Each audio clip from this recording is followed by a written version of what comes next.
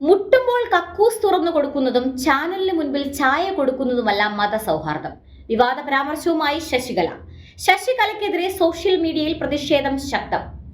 ആറ്റുകാൽ പൊങ്കാലയ്ക്കിടെ വിവിധ ആരാധനാലയങ്ങൾ ഭക്തർക്കായി വാതിലുകൾ തുറന്നു നൽകിയതും സൗകര്യങ്ങൾ ഒരുക്കിയതും വലിയ തോതിൽ വാർത്താ പ്രാധാന്യം നേടിയിരുന്നു. പാളയം ജുമാ മസ്ജിദും മണക്കാട് വലിയ പള്ളി മുസ്ലിം ജമാഅത്തും പാളയം സെന്റ് ജോസഫ് കത്തീഡ്രലും ഭക്തർക്ക് വിശ്രമിക്കാനും കുടിവെള്ളത്തിനുമുള്ള സൗകര്യങ്ങൾ ഒരുക്കിയത് കേരളത്തിന്റെ യഥാർത്ഥ മതസൗഹാർദ്ദത്തെ വെളിപ്പെടുത്തുന്ന കാഴ്ചയായാണ് പൊതുസമൂഹവും മാധ്യമങ്ങളും വിശേഷിപ്പിച്ചത്. എന്നാൽ ഈ നടപടികളെ രൂക്ഷമായി വിമർശിച്ചുകൊണ്ട് ഹിന്ദു ഐക്യവേദി സംസ്ഥാന നേതാവ് KP ശശികല രംഗത്തെത്തിയത് പുതിയ വിവാദങ്ങൾക്ക് തുടക്കം കുറിച്ചിരിക്കുകയാണ്. ഇത്തരത്തിൽ ആരാധനാലയങ്ങൾ ഭക്തർക്ക് സൗകര്യമൊരുക്കിയത് സാമൂഹ്യ മാധ്യമങ്ങളിൽ വൈറലാകാനും ചാനലുകളിൽ പബ്ലിസിറ്റി ലഭിക്കാനും വേണ്ടിയാണെന്നാണ് KP ശശികല ഫേസ്ബുക്കിലൂടെ ആരോപിച്ചിരിക്കുന്നത്.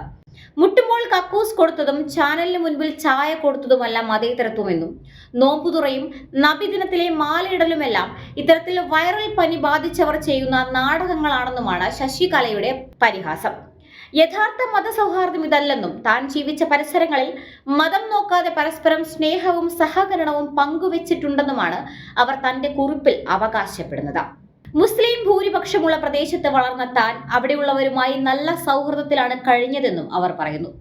മതം ഒരു ഘടകമാകാതെ അയൽവാസികളുമായി സ്നേഹം പങ്കിട്ടും പരസ്പരം ഭക്ഷണം കൈമാറിയും കഴിഞ്ഞിരുന്ന പഴയ കാലഘട്ടത്തെ അവർ ഓർമ്മിപ്പിക്കുന്നു. യാത്രാവേളകളിൽ കടകളിൽ വെച്ച് കാണുന്ന മുസ്ലിം സഹോദരങ്ങൾ തന്നോട് മാന്യമായാണ് പെരുമാറാറുള്ളതെന്നും അതെല്ലാം തികച്ചും സ്വാഭാവികമായ കാര്യങ്ങളാണെന്നും അവർ കൂട്ടിച്ചേർത്തു. ചാനലുകൾക്ക് വേണ്ടിയുള്ള അഭിനയമല്ലെന്നും അവർ വ്യക്തമാക്കുന്നു. അതേസമയം ഇപ്പോൾ നടക്കുന്ന മതേതര നാടകങ്ങൾക്കെതിരെ വലിയൊരു ചോദ്യശരവും അവർ ഉയർത്തുന്നുണ്ട്. വന്ദേ മാതരം ചൊല്ലുമോ? തിരുപ്രംകുன்றത്ത് കാർത്തിക ദീപം കൊളുത്തുമോ?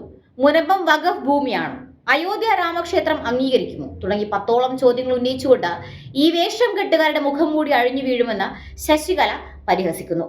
മതത്തിന്റെ പേരിൽ അന്യമതത്തെ നിന്ദിക്കുന്ന പ്രചാരണങ്ങൾ അരുതെന്നും എല്ലാവർക്കും ബാധകമായ നിയമം കൊണ്ടുവരാൻ തയ്യാറുണ്ടോ എന്നും അവർ വെല്ലുവിളിക്കുന്നു. ഈ വൈറൽ പനിക്ക് മരുന്നില്ലെന്നും അത് സാവകാശം മാറുമെന്നും പറഞ്ഞുകൊണ്ടാണ് ശശികല തന്റെ ഫേസ്ബുക്ക് കുറിപ്പ് അവസാനിപ്പിക്കുന്നത്. തന്റെ ഫേസ്ബുക്ക് കുറിപ്പിലൂടെ ഒരു വലിയ വിവാദത്തിലാണ് ശശികല തുടക്കമിട്ടിരിക്കുന്നതെന്ന കാര്യത്തിൽ തർക്കമില്ല.